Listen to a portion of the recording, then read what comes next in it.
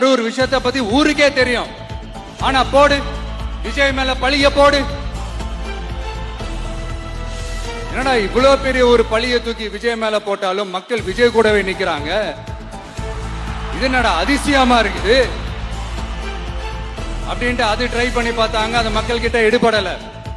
சரி அடுத்து வேற என்ன பண்ணலாம்? முடக்கு ஜனநாயகனா முடக்கு. படத்தை முடக்கினா கொஞ்சம் பையன் கொஞ்சம் டிஸ்டர்ப் ஆயிடுவான். அதனால படத்தை முடக்கி. இது யாரு முடக்கினாங்கன்றது உங்களுக்கே தெரியும். அது நான் சொல்ல வேண்டிய அவசியம் உங்களுக்கு இல்ல. ஆனா என்னடா இவன் படத்தை முடக்கினாலும் அவன் பாட்டுக்கு அதை கண்டுக்காம அவன் பாட்டுக்கு வேலையை பார்த்துட்டு போயிட்டே இருக்கான். அதுவும் எடுபடல. சரி அடுத்து வேற என்ன பண்ணலாம்? போடு SOPன்னு ஒண்ணு போடு. விஜய்க்கு மட்டும் தனியா ரூல்ஸ், தனியா ரெகுலேஷன்ஸ், தனியா கண்டிஷன்ஸ். அவனுக்கு மட்டும் போடு. மத்த கட்சிகள்லாம் விடு. விஜய்க்கு மட்டும் தனி கண்டிஷன்ஸ் போடு.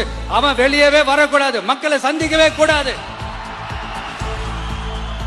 என்னாச்சு? அதுவும் எடுபடல.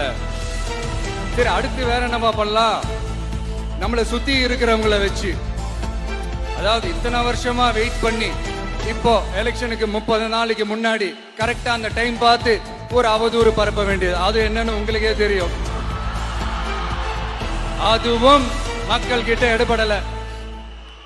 அது மாதிரி எத்தனை சோதனைகள், எத்தனை வேதனைகள் நீங்க கொடுத்தாலும் இந்த திமுகனாலேயோ இல்ல இந்த பாஜகனாலேயோ இல்ல இந்த மற்றும் பலர்னாலேயோ இல்ல எந்த